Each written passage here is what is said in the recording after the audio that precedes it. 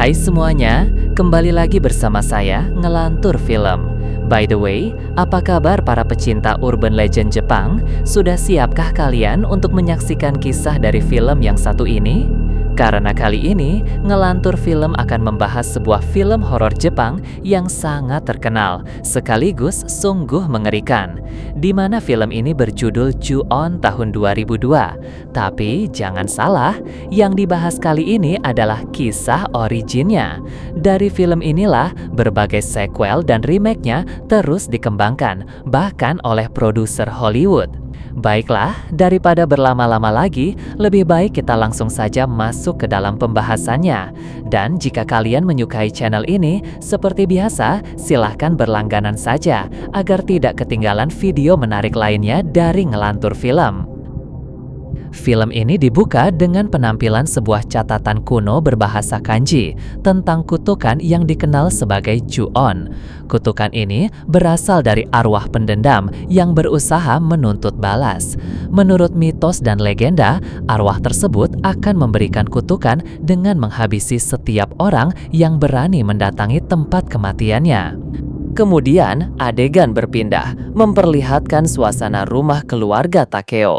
Di dalam rumah itu, seorang pria bernama Takeo terlihat berlumuran saus setelah melakukan serangan brutal pada istrinya yang bernama Kayako. Tindakan keji itu Takeo lakukan karena ia mengetahui sang istri telah berselingkuh selama bertahun-tahun, bahkan hingga memiliki seorang anak dari benih lelaki lain.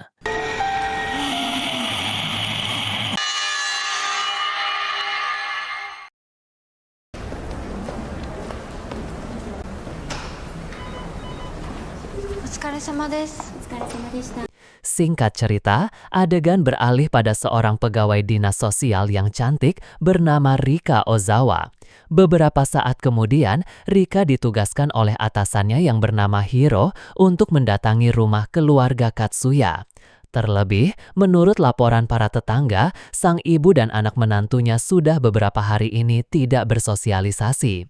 Para tetangga pun khawatir ada sesuatu yang tidak diinginkan terjadi di rumah mereka.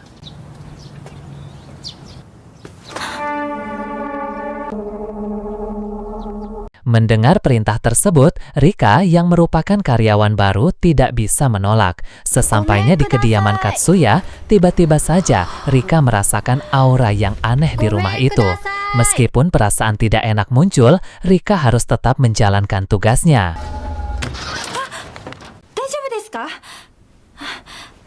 Betapa sangat terkejutnya Rika saat mendapati seorang ibu tua dalam kondisi tidak terurus hingga beliau bermandikan cairan tubuhnya sendiri. Sesaat kemudian, Rika yang merasa heran berusaha menanyakan apa yang terjadi. Akan tetapi, sang ibu tua yang mengidap pikun dengan kondisi mental terganggu hanya terlihat linglung dan bingung. Mau tidak mau, Rika pun harus membereskan seluruh rumah keluarga ini yang begitu berantakan.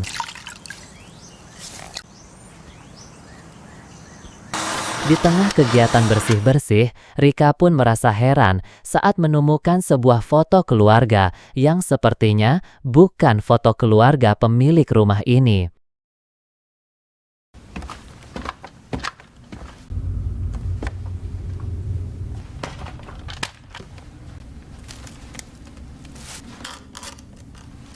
Saat akan membereskan lantai 2, Rika mulai merasa ngeri saat mendengar suara cakaran dari dalam lemari.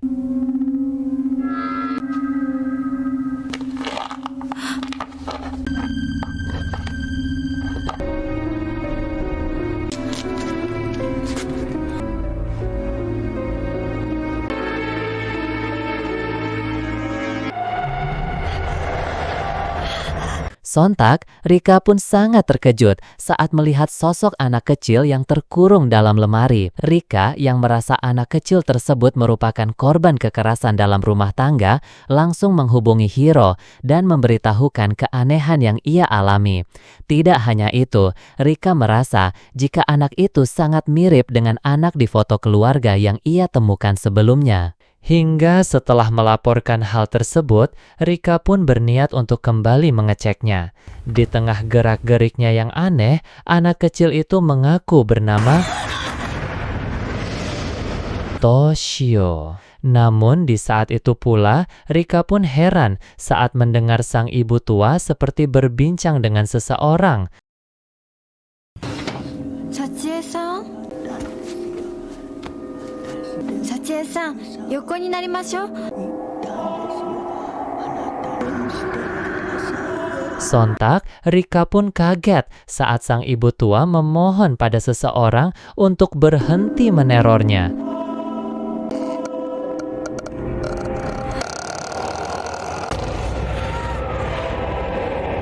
Seketika, Rika pun pingsan saat melihat sosok hitam berambut jabrik di hadapan sang ibu tua. Kemudian, adegan beralih pada beberapa hari sebelum Rika mengunjungi keluarga Katsuya, di mana ketika itu keluarga Katsuya baru saja menempati rumah ini. Di suatu hari, Katsuya yang akan pergi kerja pun merasa kesal dengan sampah-sampah yang berserakan di setiap pagi. Namun Kazumi, selaku istrinya, meminta Katsuya untuk bersabar karena mungkin sang ibu yang mengidap pikun selalu mengamuk di malam hari.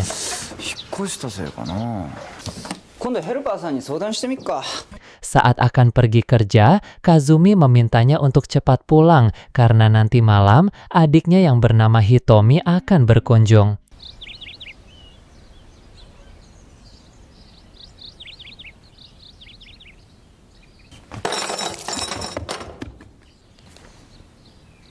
Baru saja selesai membereskan, Kazumi pun kembali kesal saat keadaan rumah kembali berantakan. Di saat itu pula, Kazumi pun heran saat menemukan bekas telapak tangan anak kecil di pintu. Merasa ada seseorang di balik pintu, Kazumi yang penasaran berusaha memastikannya.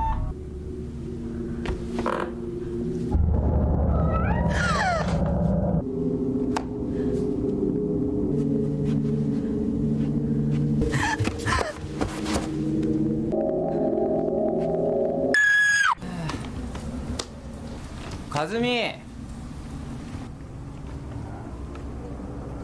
Kasan, Kazumi wa?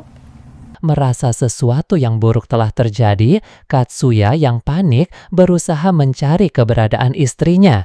Kazumi, iru no ka? Kazumi! Woi! Saat melihat istrinya terkapar, lemas, seolah dirasuki kekuatan jahat.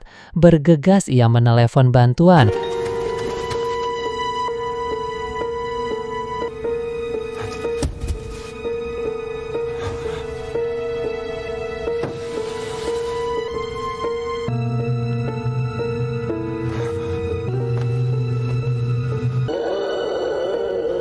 Sontak, Katsuya pun kaget saat melihat anak kecil dengan wajah pucat tiba-tiba muncul di hadapannya. Di tengah rasa syok, Kazumi yang bantuan terlambat datang, akhirnya tewas begitu saja. Konbanwa. Beberapa saat kemudian, Hitomi yang baru datang pun heran saat melihat suasana rumah kakaknya yang berantakan dan begitu sepi. Melihat sang ibu tua yang hanya termenung sendirian, Hitomi pun berniat untuk membuat makan malam. Namun, di saat itu pula, Katsuya yang sedang dirasuki terlihat menyembunyikan jasad istrinya di loteng.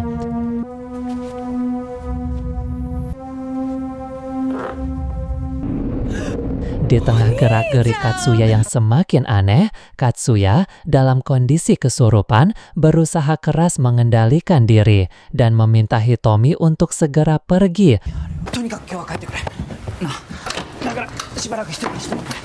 Meskipun merasa heran, Hitomi pun terpaksa harus pulang meskipun cuaca sedang hujan. Tapi di saat itu pula, kerasukan yang Katsuya alami semakin menjadi.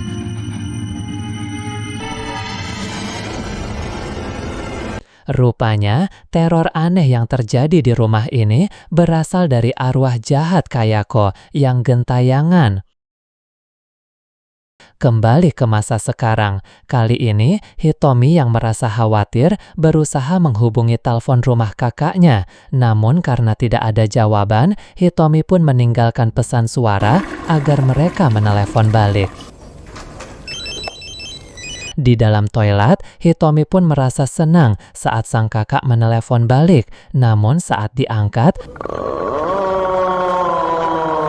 betapa herannya Hitomi saat ia malah mendengar suara cekikikan aneh yang mengganggu.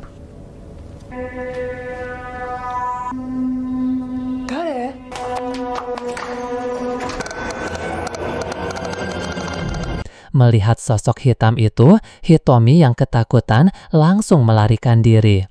Beberapa saat kemudian, Hitomi melaporkan hal tersebut pada petugas keamanan. Petugas itu yang menganggapnya hanya bercanda atau mengada-ngada, meminta Hitomi untuk menunggu.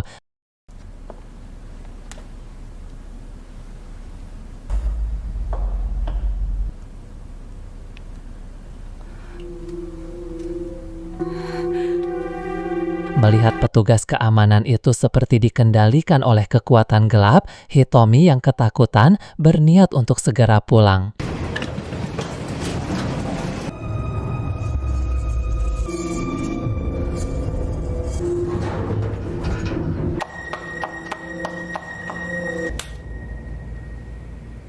Setibanya di apartemen, Hitomi yang masih sangat terkejut terlihat kepikiran dengan gantungan tasnya yang terlepas di toilet.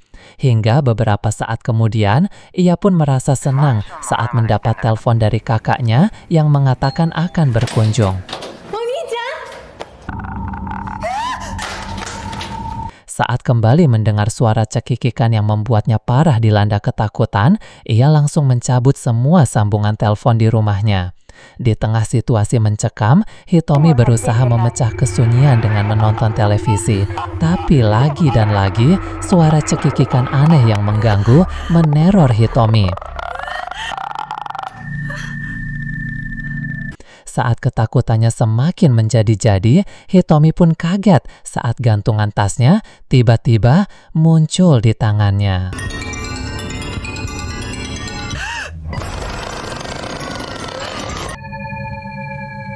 Sungguh disayangkan, gadis cantik bernama Hitomi pun tewas menyusul kakaknya sebelum ia sempat menikmati kesenangan masa muda. Di keesokan harinya, karena Rika tidak kunjung pulang, Hiro yang khawatir memutuskan untuk mendatangi kediaman keluarga Katsuya.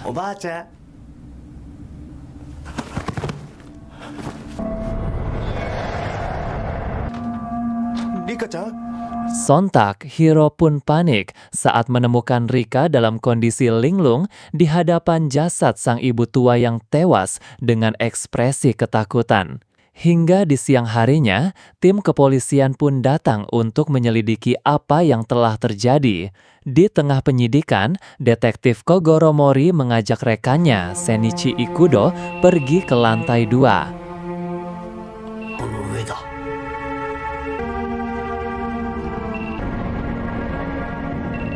Sontak, mereka pun sangat terkejut saat menemukan jasad Katsuya dan Kazumi yang mulai membusuk di dalam loteng rumah.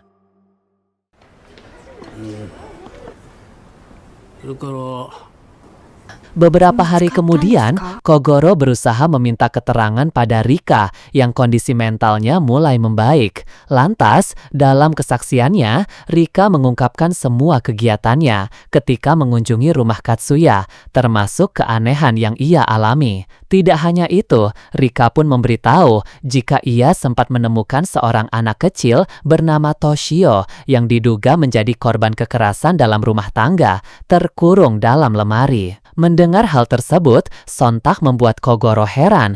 Terlebih, menurutnya, Katsuya dan istrinya belum memiliki anak. Di tengah keheranan, Kogoro bergegas melanjutkan penyidikannya. Sesampainya di Polsek Prefektur Kimochi, Senichi yang berhasil mengumpulkan informasi langsung menunjukkan berita tentang serangan brutal yang Takeo lakukan pada istrinya yang bernama Kayako, di mana menurut berita motifnya atas dasar kekecewaan kekecewaan setelah Kayako berselingkuh hingga memiliki anak yang bernama Toshio. Shenichi pun menambahkan, setelah tim kepolisian menemukan jasad Takeo, mereka pun menemukan jasad Kayako berada di dalam loteng rumahnya. Namun, si anak kecil Toshio tidak diketahui keberadaannya sampai saat ini.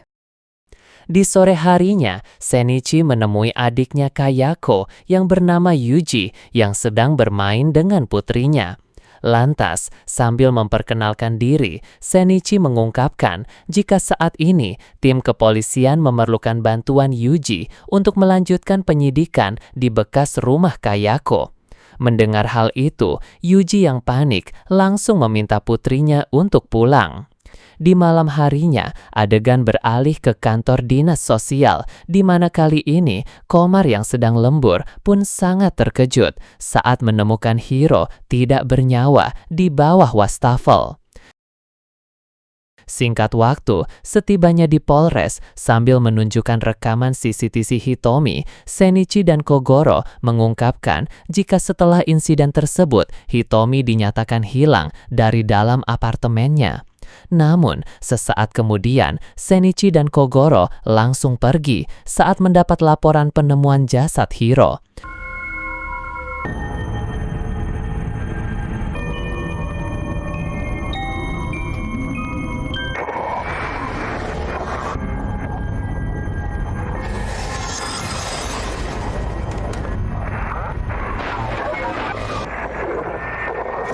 Sontak, Yuji pun kembali merasakan ketakutan yang ekstrim saat ia kembali melihat arwah kakaknya yang gentayangan. Sementara di rumahnya, Rika kembali mengalami teror yang mengerikan.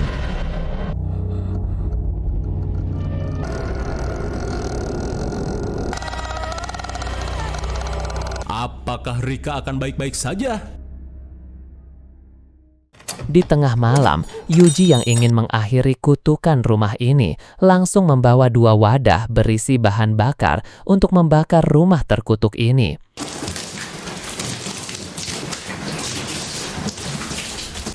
Namun, seperti biasa, sosok di rumah ini berusaha menggagalkan usaha Yuji dengan kekuatan supranaturalnya.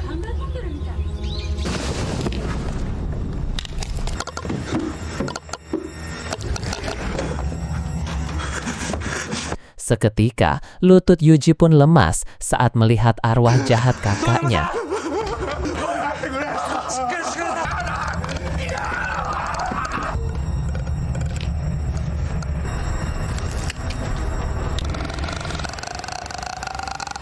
Malang sekali.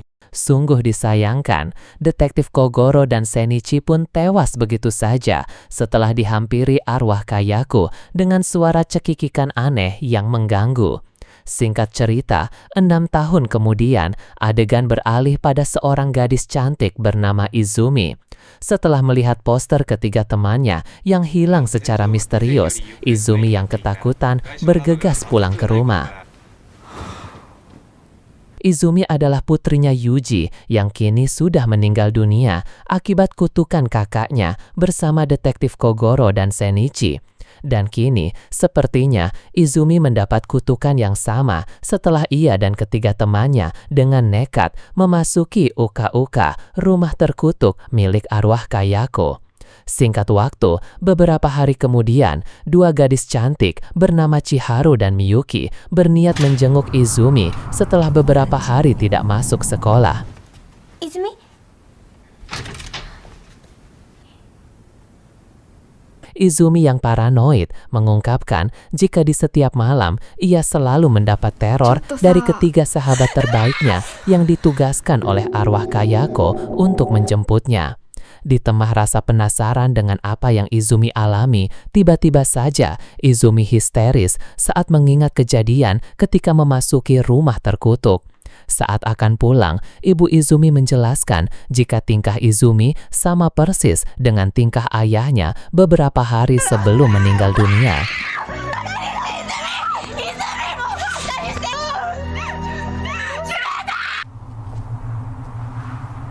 Mendengar hal itu, mereka pun terlihat khawatir.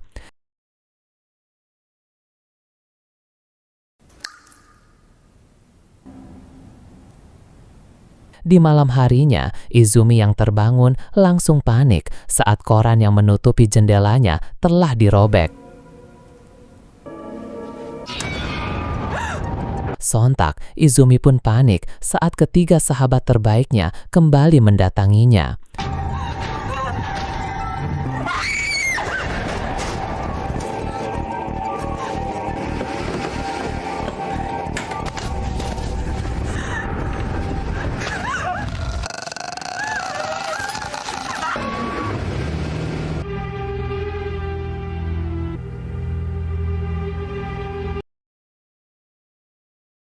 Sungguh disayangkan, gadis cantik Izumi pun tewas menyusul ayahnya sebelum ia merasakan kesenangan masa muda. Kemudian adegan berpindah pada Rika yang berhasil selamat dari kutukan Kayako, di mana kini Rika yang bekerja di panti jompo terlihat senang saat mendapat telepon dari Mariko yang mengajaknya bertemu di Ojo Resto. Di saat itu pula, dengan gerak-gerik aneh, seorang pria tua terlihat melakukan gerakan seperti mengajak bermain, seolah mengajak seseorang bermain.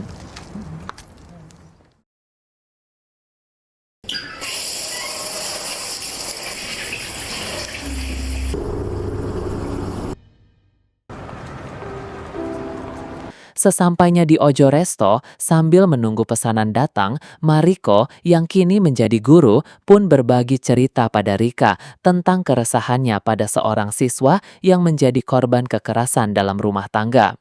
Di mana Mariko mengungkapkan jika sore nanti ia akan melakukan kunjungan ke rumah muridnya itu.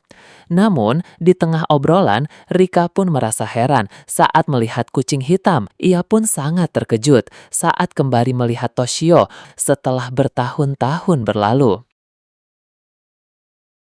Sepulangnya ke rumah, Rika pun mendapat telepon dari Mariko yang memberitahu jika kini ia sedang berada di rumah murid yang dimaksud. Rupanya, sosok murid yang Mariko maksud adalah si anak kecil Toshio. Hingga beberapa saat kemudian, Rika yang menyadari Mariko dalam bahaya bergegas untuk menyelamatkan Mariko yang berada di rumah terkutuk itu. Di saat itu pula, Mariko pun merasa heran saat Toshio tiba-tiba menghilang.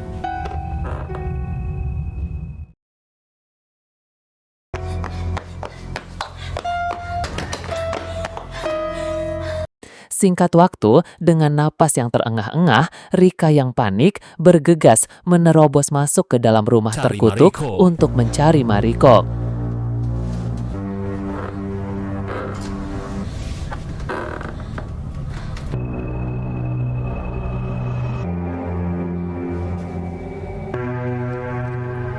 Mariko?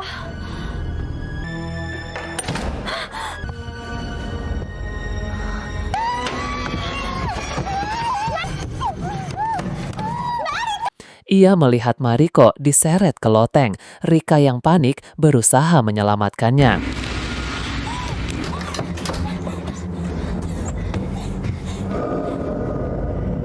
Di tengah keanehan yang terjadi, Rika pun mulai menyadari jika Kayako ingin memberitahu sesuatu pada dirinya.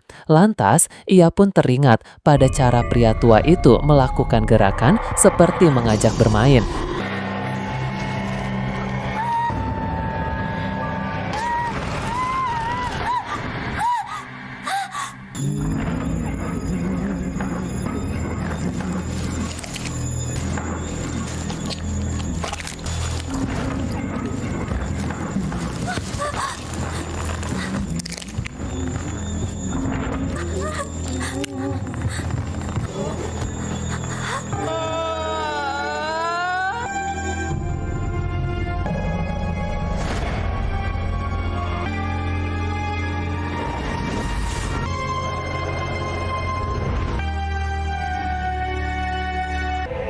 Ternyata, Kayako ingin menunjukkan jika sebenarnya dirinya adalah wanita biasa yang menjadi korban kekerasan dalam rumah tangga suaminya sampai meninggal. Namun, beberapa saat kemudian, arwah Takeo yang merasa jijik dengan Kayako yang selalu berpura-pura jadi korban langsung mendekati Rika untuk menunjukkan dosa besar yang Kayako lakukan selama hidupnya.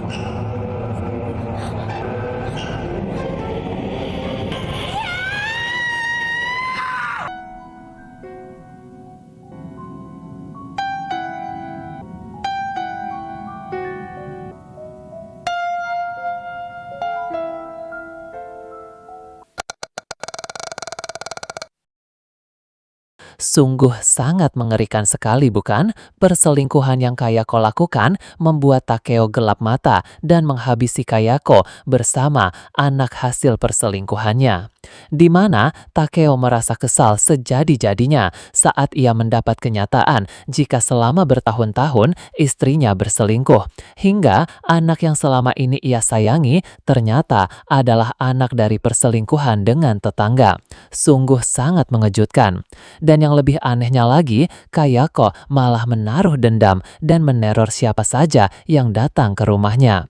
Kira-kira apakah teror dari Kayako ini akan terus berlanjut? Mungkin sekian saja ulasan dan pembahasan film Ju-on 2002.